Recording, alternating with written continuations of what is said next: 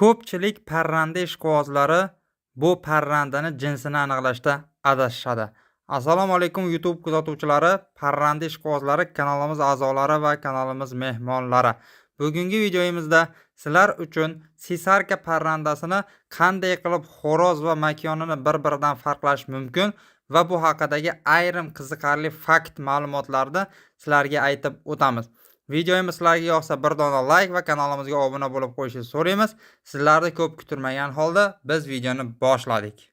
Sesarka tovuqlarning umumiy tavsiflari haqida ma'lumot berib o'tadigan bo'lsak, kelib chiqishi G'arbiy Afrikaga borib taqaladi. Vazni o'rtacha 1,5-2 kilogramm atrofida bo'ladi. Biologik jihatdan 5-6 oylikda yetilib, o'zidan nasl qoldira olish xususiyatiga ega bo'ladi. Tuxum berishlar soni yiliga 90 va 120 ta atrofida bo'ladi. Ba'zan parvarishga qarab ko'proq va bundan ham kamroq bo'lishi mumkin. Go'shti quruq, qizil va dietik go'sht hisoblanadi. Umr davomiyligi ochiqlikda, ya'ni tabiatda 10-12 yil, xo'jalikda esa 4-5 yil davomida umr ko'radi. Sabab xo'jalikda parvarish qilinadigan bo'lsa, parrandani ko'p yillar davomida boqib bo'lmaydi, ya'ni ularda go'shti qancha yoshi katta bo'lgan sari shuncha qattiqlashib ketadi. Shuning uchun 1, 2 yoki 3 yoshligida parrandani so'yib iste'mol qilishadi.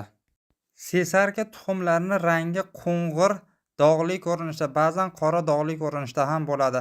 Qattiq qobig'i bor, shuning uchun uzoq saqlanadi. Tuxumi xolesterin kam, ya'ni tuxumda xolesterin kam, dietik tuxum hisoblanadi. Pishirishda, qaynatilganda o'zidagi oqsillar parchalanmaydi. Go'shti haqida qizg'ish va mazali, tolalari qattiqroq lekin juda foydali. Sportchilar va dieta tutadiganlar uchun juda maqbul variant hisoblanadi. Sesarka tovuqlarni parvarish qilish uslubi. Sesarkalar odatan ochiqlikda, ya'ni yaylovlarda yaxshi ko'radi. Ratsionlari don, jo'xori, bug'doy, arpa kabi ozuqalarda yaxshi iste'mol qiladi. Agarda siz sesarka boqib daromad ko'rmoqchi bo'lsangiz, birinchi o'rinda sesarkalar uchun joy tanlashingiz kerak, ya'ni katay. O'rta hisobda 1 metr kvadratga 2 yoki 3 ta sesarkani hisobini olib turib, katay qurishingizni tavsiya etgan bo'lardim. Bu parranda turini afzalliklari haqida ma'lumot beradigan bo'lsam, xavfsizlik qushi hisoblanadi. Ya'ni begona kishilarni ko'rganda qichqiradi, ya'ni baland ovoz, ya'ni tovush chiqaradi va hovlidagi har xil hasharotlarni yeb bitiradi, zarar kunandalarni. Kuchli immunitetga ega, kam kasal bo'ladi. Go'shti va tuxumi qimmatbaho hisoblanadi oddiy tovuqlarga qaraganda. Sesarka tuxumlarni inkubatsion davri, ya'ni 26 va 28 kunda o'z ichiga oladi. Tuxumlarni po'stlog'i qalin bo'lganligi sababli tovuqlardan bular farqli ravishda bo'ladi. Tovuqlar 21 kunda jo'ja ochib chiqadigan bo'lsa, bular 28 kunda jo'ja ochib chiqadi. Inkubatordagi harorat jo'ja ochishda 37,5 gradusda, namlik esa 65 va 70% atrofida bo'lish kerak.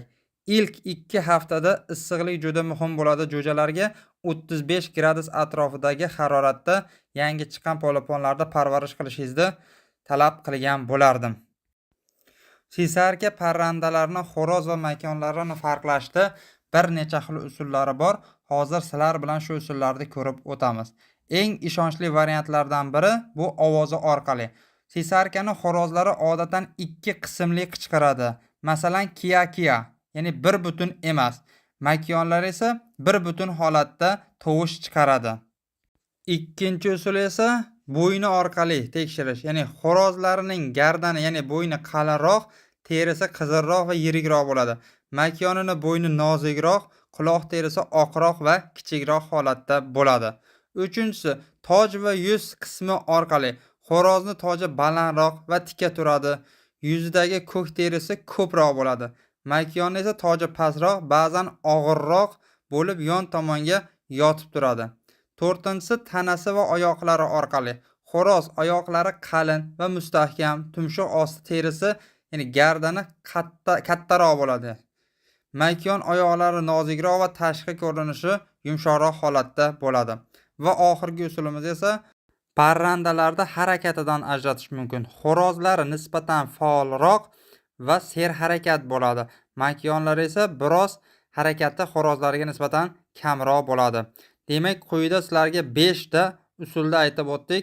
Shu usullardan foydalangan holda sesarkalarni xo'roz va makonlarni farqlab olishingiz mumkin. Ma'lumotimiz sizlarga manzur kelgan bo'lsa, o'zingiz uchun biror bir yangilik olgan bo'lsangiz, kamtarona mehnatimizni qadrlagan holda kanalimizga obuna bo'lib qo'yishingizni so'raymiz. Sizlar bilan keyingi videolarda ko'rishguncha xayr, sog' va omon bo'ling.